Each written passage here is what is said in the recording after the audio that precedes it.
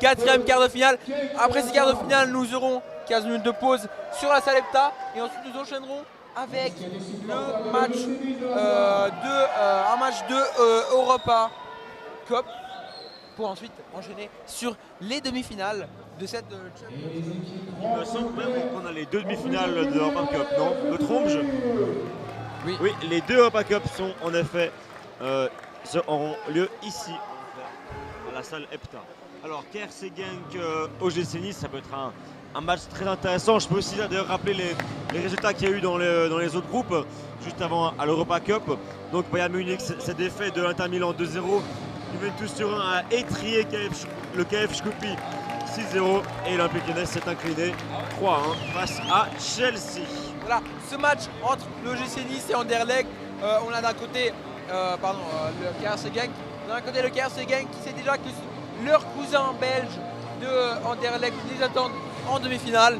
D'un autre côté, on a l'OGC Nice qui serait la seule équipe française à arriver en demi-finale après l'élimination de Marseille par Barcelone. Des deux côtés, on a de l'ambition.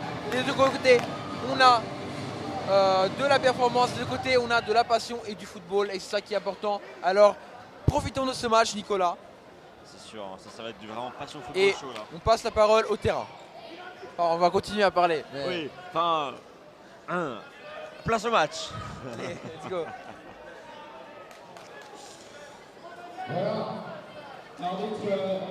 Engagement pour l'OGC Nice qui va essayer de tirer directement. Ah non, il y aura une passe d'abord pour moi. Pas grave, ça arrive, Nicolas Magnin. Bah oui, je sais, moi je ne connais pas au football. Gizaoui revient derrière sur Et Medjer. c'est l'ancien club de Mario Balotelli qui commence avec le ballon. Attention. Le ballon dans la surface et c'est une déviation et ça sera un corner. Attention parce qu'ici, le KRC Genk a failli se mettre en de grandes difficultés. En mauvaise posture, en effet. Le corner, attention, un ballon qui peut être ressorti par le défenseur Medjidier.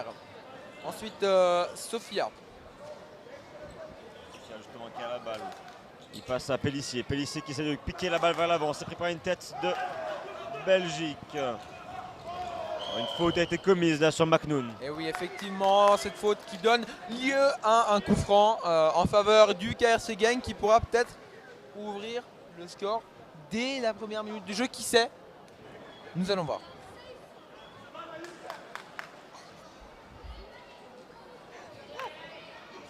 Alors, qui de McNoon ou de son coéquipier? Alors, ce sera Bélin McNoon qui va tirer.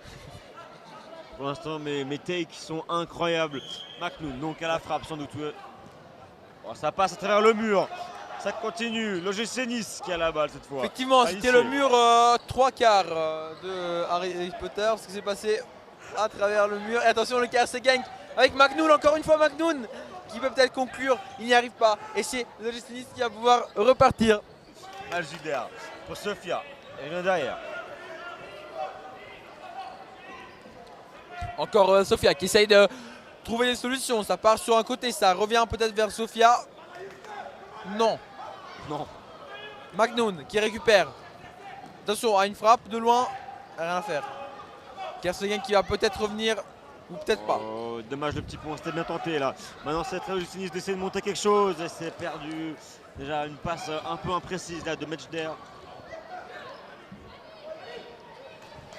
Et la balle sera Donc une pour touche les pour le Bleus. KRC Genk. Jusqu'ici, pas de grandes occasions, mais des équipes qui se regardent, qui s'analysent, qui s'étudient afin de trouver les meilleurs moyens de s'affronter. Attention ici, au numéro 4 de l'OGC Nice qui retrouve ce ballon dans la surface. Et c'est Pélissier qui ouvre la marque pour les Français, pour les Niçois, grâce à ce cadeau de la défense du KRC Genk. Pélissier peut effectivement ouvrir la marque ici 1-0 pour le GC Nice. Ah bah voilà, là vraiment KRC Genk puni. Il a été complètement puni par une petite erreur défensive. Et ça peut continuer pour le GC Nice. Encore Pélissier de son pied droit. Il n'arrive juste pas et ce sera balle pour le gardien.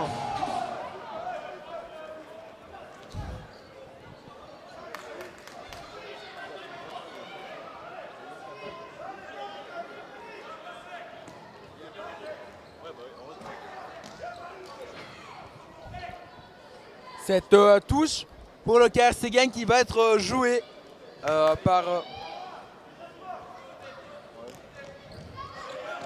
Attention, le GC Nice qui encore une fois récupère ce ballon, repasse par son gardien Sofia.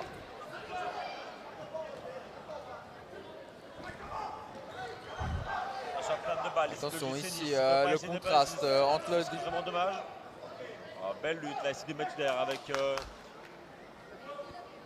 Medjider qui va battre cette touche. Attention ici, ce ballon sur Pélissier, attention. Numéro 6 qui peut peut-être lancer Pélissier. Non, il ne le fera pas. Et il peut arriver une frappe et c'est dévié par le gardien et ensuite par le numéro 7 du KRC Genk qui met donc ce ballon en corner. Belle frappe du pied droit de Gizaoui. Hein. Il a fallu vraiment une belle intervention de Victor pour pouvoir la sortir. Effectivement. Et donc encore une fois Gizaoui au centre. Non. Il pensait pouvoir jouer avec le mur opposé, mais ce n'est pas permis, nous rappelons, dans ce tournoi. La limite est là. Ligne rouge latérale. Un petit instant pour vous dire que dans l'autre salle, il y a Atlético Madrid contre le FC Nantes. Deux formations qui nous avaient aussi impressionné. Et voilà, c'est Deux formations. Elles auraient pu mériter d'être là d'ailleurs.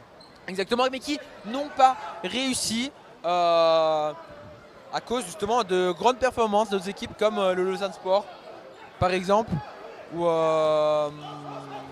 d'autres ou Anderlecht ou le GC Nice ou le KRC Genk ou Barcelone ou l'Olympique de Marseille. On va pas tous les faire, Matteo Mio. D'accord. Mais merci Porto. pour l'engagement d'être revenu aussi au terrain en direct de la salle EPTA. Gizaoui, contrôle de balle face beau Quel caviar ballon ici. Quel ballon et c'est la frappe et c'est dévié. Excellente épreuve défensive du joueur de KRC Genk. Est-ce qu'ici un tacle dangereux de la part de Pélissier? Ça donnera lieu à un coup franc en faveur du KRC Genk qui peut maintenant repartir. Peut-être attention au ballon et récupéré par Medjider. Goal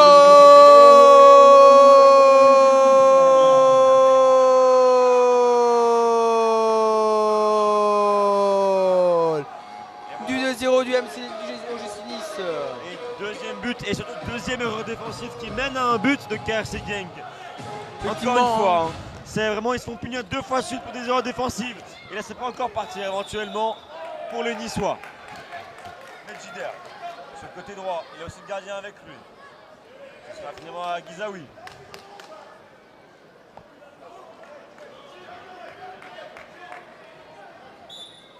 Gizaoui.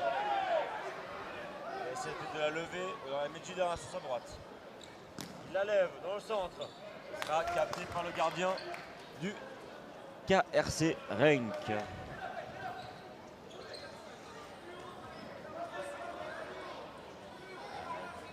Petit espace là pour dribbler. C'est une faute commise par Pélissier.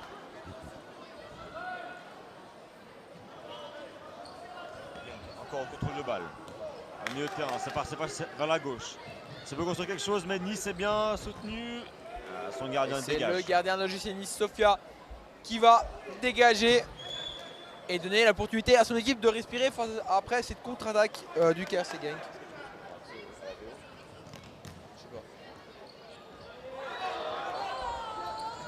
Attention là, au goal qui pourrait venir. Oh, il est fauché dans la surface. Pélissier fauché dans la surface, mais le gardien ne siffle. L'arbitre ne siffle pas.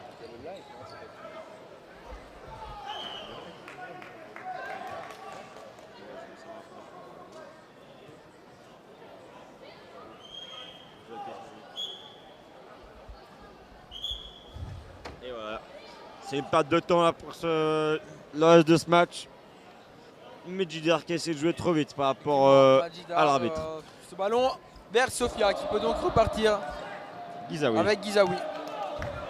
Pélissier qui ne touche pas de ballon depuis un moment et c'est là qu'il va donc délivrer cette magnifique passe vers son coéquipier. C'est une faute qui va être sifflée, gagnée par Benour. Oh, c'est quoi?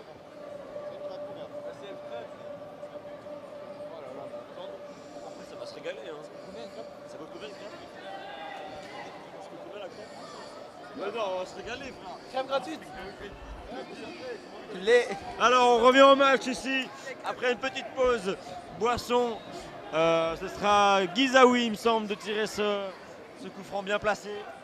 Enlève ton pied de mon micro, s'il te plaît, merci. C'était donc câble de micro. En effet, merci de me corriger à nouveau, Matteo Mio. Guizaoui pour un coup franc direct. Et c'est l'arrêt du gardien du KRC Genk, Witters, qui nous rappelle un peu Peter Cech. En effet, avec son casque. C'est pour ça. Oh, bien joué, Matteo Mio. Belle référence au football international. Ça continue le football, notamment sur la salle. Voilà, mais là c'est du football U11 d'ailleurs, on rappelle, hein, ce ne sont pas des adultes. Bref, le GC Nice qui peut continuer avec Majidar. Le ballon sur le côté vers Benour, et c'est la faute du joueur du KRC Genk, le numéro 13. Hein, le numéro 13 qui donc commet cette faute. Pas visiblement sur la feuille de match. Voilà. Il n'y a pas de numéro 13, c'est un joueur du Lausanne Sport, je pense qu'il a dû intégrer. Sur la TFC parce qu'il n'est pas mis sur la liste. T'as la ref. Comme Ronny Rodelin. Comme Rekik. Bon, on peut continuer sur le football. U11. Européen. Sofia. Allez, Sofia. Avec la balle. Tu me coupes là.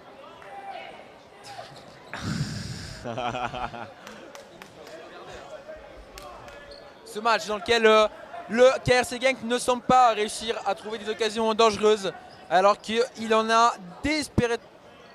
Ouais, il en a un grand besoin. Ouais. Alors, on nous annonce que juste après ce match, il y aura. Enfin, juste après ce match, pardon, dans environ un quart d'heure, il y aura le match. Bayern Munich qui mène tout sur un. Benour, pour la Sofia. demi-finale de Europa Cup. Benour qui revient vers Sofia. Il y a Pellissier qui demande le ballon. Attention, il le reçoit. Pellissier, excellent le contrôle. Et le ballon encore une fois vers Benour. Benour qui centre. Benour qui frappe. Oh, c'est la déviation du numéro 15 du KRC Genk, Thyssen, pour le corner. Encore une fois, on a vu Petr Cech vraiment se lancer là. Oui, il s'appelle pas Petr Cech. Il s'appelle Gis Witters. Mais je vois pourquoi il te rappelle Petr Cech à cause du casque peut-être. C'est confus à cause de cela. Et ce sera ici un autre corner, le deuxième d'affilée pour l'OGC Nice. En effet, c'est vite joué. Ce ballon vers Magicar. Magicar, c'est un de nos sponsors.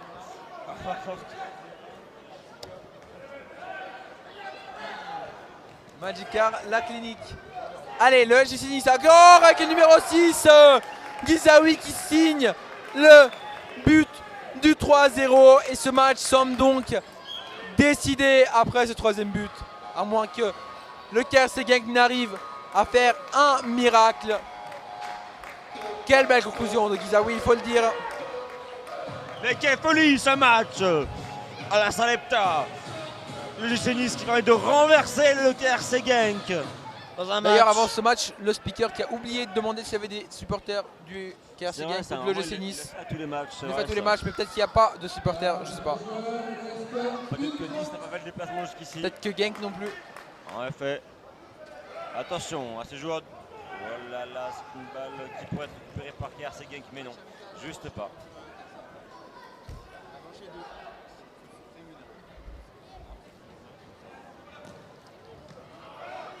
Attention, ici peut-être une occasion dangereuse pour le KRC Genk, mais c'est Medjider qui met en touche. On repart donc depuis derrière pour le KRC Genk avec son numéro 14. 14 d'ailleurs, ancien numéro de notre commentateur ici présent, Nicolas Magnin.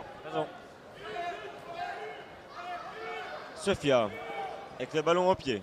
Il va essayer de monter gentiment. Sofia, c'est compliqué, c'est pris par un joueur. On revient vers Medjider. Voilà, qui revient vers Medjider.